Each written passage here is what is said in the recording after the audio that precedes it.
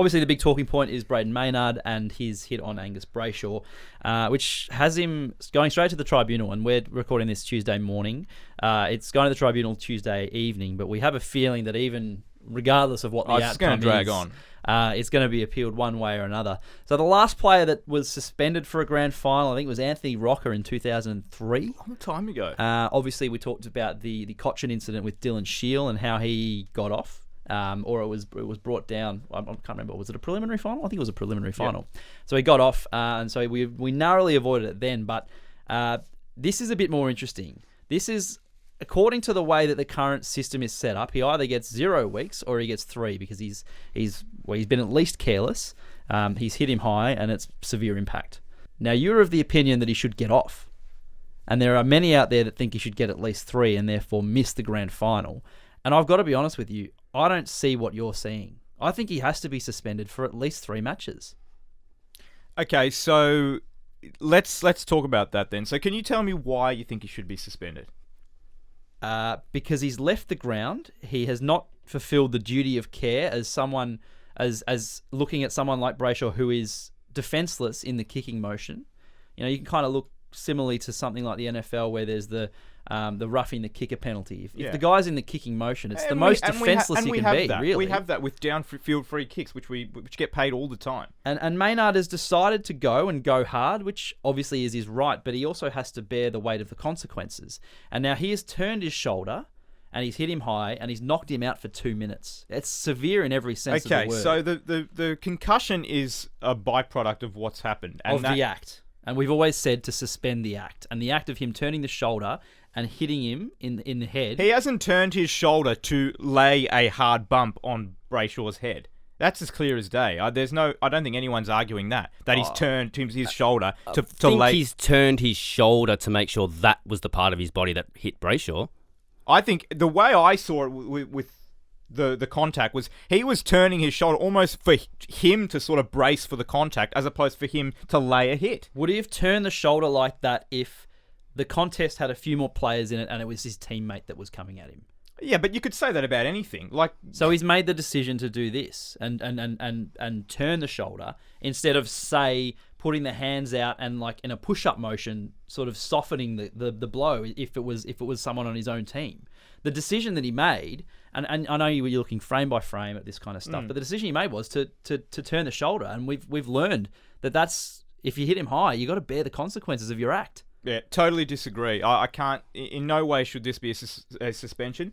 And I think the fact that Angus Brayshaw has come off worse for wear and been left with a concussion is leaving everyone, yourself included, to call for a suspension. Had he got back up and played, I know we talk about this all the time, what would you be saying? You would not be arguing for a 3-week suspension. Well, well, probably not, maybe not 3 weeks, but I think he should be suspended for that because it's a really dangerous act. And when you're the most defenseless on the ground is when you've just kicked the ball and you don't have the time to brace yourself. I've been saying it on the pod for 3 or 4 years. I'm dead against the after disposal hits. They're the ones that are got to be protected. I'm kicking or handballing the ball, and we've had this discussion on the pod for other ones where it's been he barely bumped him, but it was after disposal. So it all started off. It started off on Friday morning, Friday afternoon. People were trying to call it a footy act. That's what happened.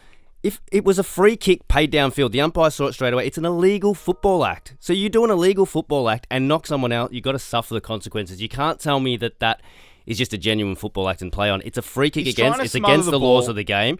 He hit him late. He's trying to smother the ball. He's in the air when Brayshaw was kicking it. He's made a judgment of error. You can try and smother the ball, but he's misjudged where he and where Brayshaw are at the point of contact. I think if he is given a 3-week suspension, to your point at the top here, there's only 2 ways you can go, regardless of how you feel about this, and that in itself seems to be an issue. But it seems like it can only be you got no case to answer, or you're getting a 3-week suspension. It can't be, we'll just middle it and give you a 1 or 2 week suspension. So the upshot of that is he's either going to be playing in a prelim or missing the grand final and maybe missing round 1 as well. So I just don't. And either way, this is going to leave. This is going to have a lasting legacy on how we treat these. Exactly right, and that's the pertinent point, right? So the outcome is either going to be, if you choose to bump when there's another option, you'll miss if you connect, which would, I'm in that camp. You get done, and by the current guidelines, that would be 3 weeks, and maybe the guidelines need updating, but that's a discussion for another day. But the other option is the tribunal sees is, well, the head is sacrosanct unless there's a grand final on the line, and this is the bit does not sit well with me at all. Never sat well with me, and we've spoken about this you've brought it up on the pod. Oh, would you want that to be paid in a grand final? Would you want a final in a home like?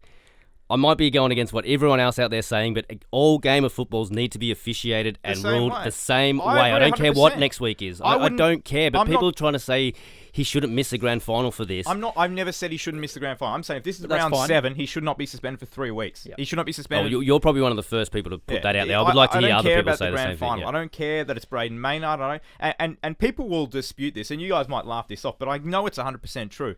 If this is Scott Pendlebury doing this, no one is calling for the 3-week suspension. That's just not happening. People have a problem with Brayden Maynard and the way he plays, and people want to stick the boots in. I'm not jumping up and down saying I'm a massive Brayden Maynard fan, but I think it's been taken a little bit out over the top here.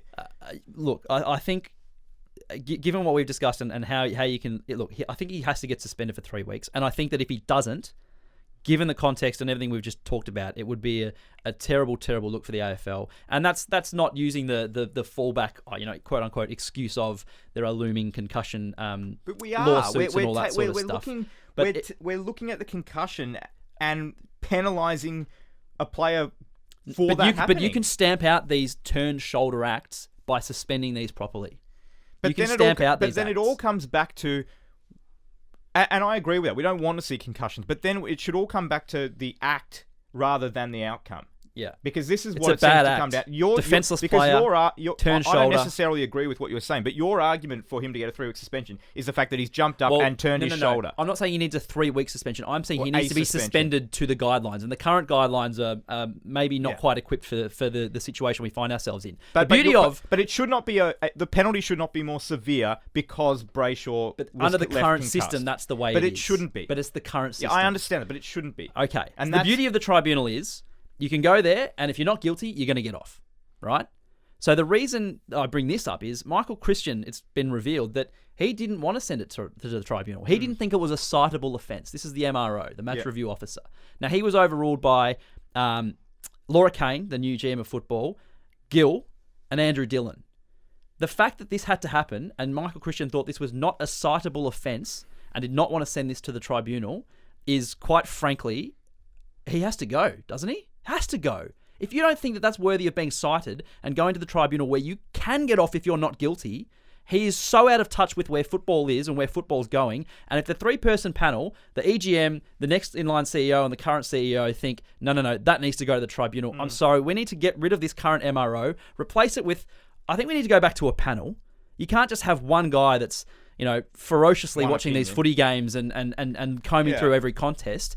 Because it's just not good enough. I don't necessarily disagree with what you're saying, but I do think it sort of highlights how polarizing this act and this topic has been. I feel bad for Chris O, but it's not good enough. But as you said, where it's Tuesday at 11:26 right now, and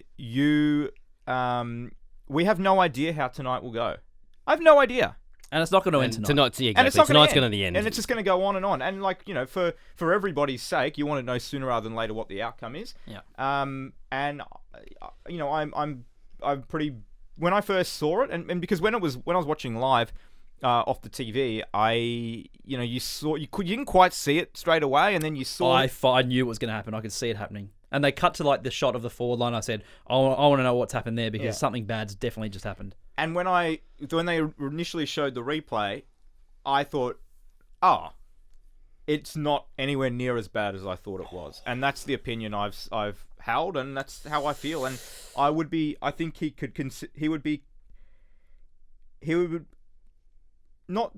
should not necessarily feel aggrieved, but I think he would have every right to feel a little hard done by if he got a 3-game suspension for that. Fair enough. Disagree, but fair enough. Should we talk some footy? Of course. I feel like that's going to be a hot debate on the old social media. Big time.